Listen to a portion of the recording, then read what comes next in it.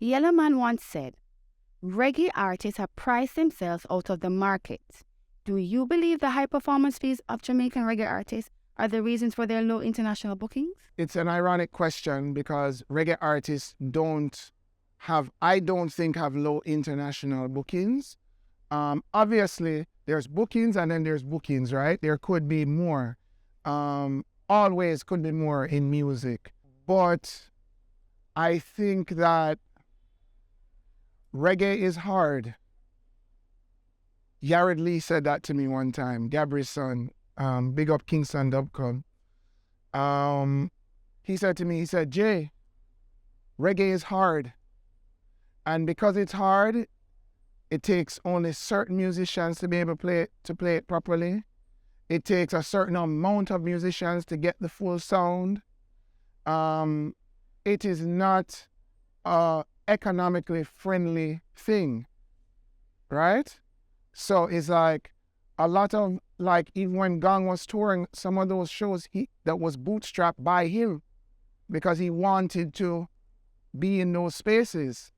And so I think nobody's in a position to tell a man what his price is, or woman. However, there are data-driven things. So if you do not have hard ticket sales in a market, you cannot use your festival price as a measure for your single show price, right? Because a festival ticket sales is soft. It's not just you, it's the festival, right? So it's like we say, all right, Rasa is on Lost in Time Festival coming up today, right?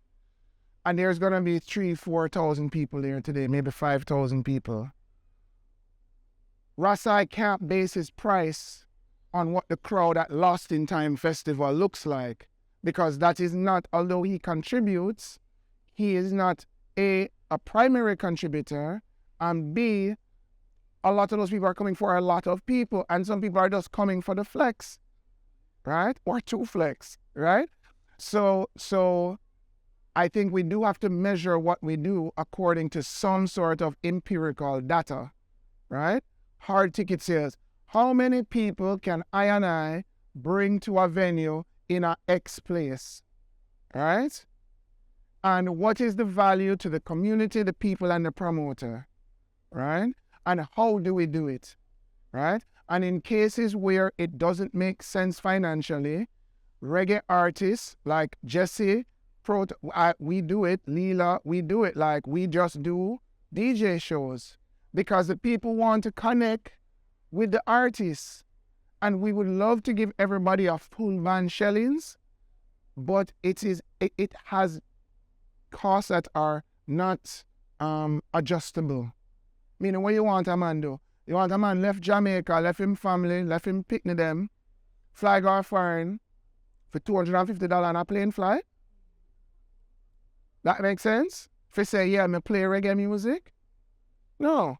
Then do you get a foreign band and leave out your Jamaican musicians and have them hungry here while you have man a foreign a play for you? Even though there might be Jamaicans there or Caribbean or African people, whatever, or whoever play music. But these are the questions. So I just think it's a hard discussion, and sometimes promoters come at art like, I get it. How much for Jesse Royal? How do I answer that, right? Because I need to know how many people are coming, what type of event, so on and so forth. Then we can say, all right, you know what? That kind of event we can just do with a DJ if you're down, and we can make the price work for you, right? But if you call me and say, how much is Jesse Royal? And I say $20,000. Then now you go what? Put in a paper, say reggae artists are price themselves. Brother, you just call and ask how much is its price. So it's a very tough question. So promoters have to ask the right questions. They have to inform, and the good ones do. The good ones will send you a thing that says 1,000 capacity, ticket sale is gonna be $25. You know, it's gonna be this many hours. these are the supporting acts. So the artist can then frame it and be like, all right, you know what? We know in Denver they love reggae. We know that this show will be a year-to-year thing. This may be something that I can come back again the following year. We want to support this promoter because this promoter really supports reggae music and have him neck on the block for reggae. So we are going to do the best we can do to make it happen. So I don't think it is a thing where people have priced themselves out the market per se. I just think it has to be a wholesome discussion with the interested promoter. But I know from my camp and our side, even like when we did stuff with like Rest in Power, like Joe Mercer. Like Joe Mercer was a man, definitely like him would have said, all right, Jason, how much people are going to be there? What's the vibe? Right? When we went to Trinidad, it's not that we did give him no big money to go Trinidad, but we know Trinis love reggae, them love gang. Him is a descendant of the gang, and we are going to go represent. And he took what was a decent amount of money to make the show happen, and that those people in Trinidad will never forget that them did get Joseph. Kimani is the same way. Like a lot. So I think there's a lot of artists that work with it. I think dancehall artists have a different thing because reggae doesn't really work off of hype in the same way. And I don't say hype with any negative connotation. Hype is required to get people excited to come out of them house, come listen music. Hype is necessary for get somebody for go buy a ticket for go on show, go look for an artist or perform on stage. Hype is necessary. But because reggae does not have the same amount of hype, especially youth energy hype, right? The dancehall pricing is different because it's based on hype. Reggae pricing is really like a man I say, all right, how much do I need to get paid to leave my house? Make it make sense for everybody and come back with some money, right? Dancehall is, yo, I have the top song on road. Them want to hear man sing the top song. I bring out all of the girl them. Remember all of the shot of them, all of the ghetto youth, them are going to come out and pay the money and buy back and array. So this is my price. Different thing. You know what I mean? So that's just the reality of it. Like I play reggae every week for 8 years. And I know exactly what a reggae bar does versus a dancehall bar versus a Afrobeats bar versus a house music bar. And all those bars do different numbers. And the reason why you would say house music get so much everywhere, house music certainly does the most numbers bar-wise. Right? So and then behind that is Afrobeats and so on and so forth, and then dance, reggaeton, whatever. But there's definitely a reggae number just because it's not the hypest thing. Rebel music is never hype, you know what I mean? Spiritual music by its nature cannot be hype. And then when you bring a band too, them say, man, nah buy nothing from the bar when the band are performing. Man, I watch the band. So basically them go off of ticket sales. It's hard ticket sales is what pay for artists. The bar is just like your gravy on your mashed potatoes or your brown stew gravy on your rice and peas, you understand? So, I mean, these are just the realities of doing it. And I'm on both sides. I'm an artist who performs internationally.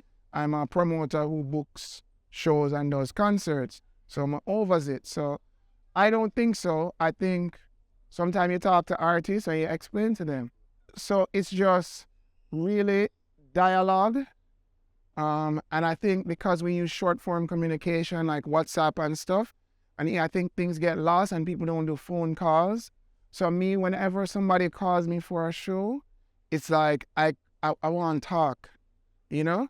Like I got a call for a show in Barbados, and it's like the more we talk, it's like the more we figure out how we can do the show and make it work. And then like it's a show with like Pt.2 and Jesse, and like Jesse had another show in Barbados, but it's like we talk and we say, all right, you know, so I'm not gonna do that show then, I'm gonna do this show with Uno because that's gonna give the strength, me, you, Pt.2, like it's gonna represent the genre, you know, right? So I think just more conversation needs to be had on the dancehall side and the reggae side with people who are doing shows, because trust and believe, there's 100 different ways to make money outside of doing shows for somebody who's entrepreneurial. So the artists and everybody have to understand, like, them day there when man just a try get rich off our show and make enough money. Most of us who do it, we do it for the love and for creating that space for Black people and those who love our culture to share the music. Most of us, right? Most of us are not thinking about the fastest way to a buck. So artists have to understand that too. We love them. We love the artists. We love them so much. We will spend with us and left with family at night time for promote show, in the cold, in the rain, go stand up in a club, go give out flyer. And me start give out flyer, you know. That's how me start the show. Me start give out flyer for Bob Marley Festival in Miami. I was the flyer guy. No, people need to know that. This is me never start nowhere. We start giving out flyers. Me leave my house with a box of flyers, and my job was to get the flyers, put them on cars, and give it. And then now because I'm nice with talking to girls, me give the flyer them to the girl, and the girl them start pull up. And that was my job. That's how I started. Flyer guy.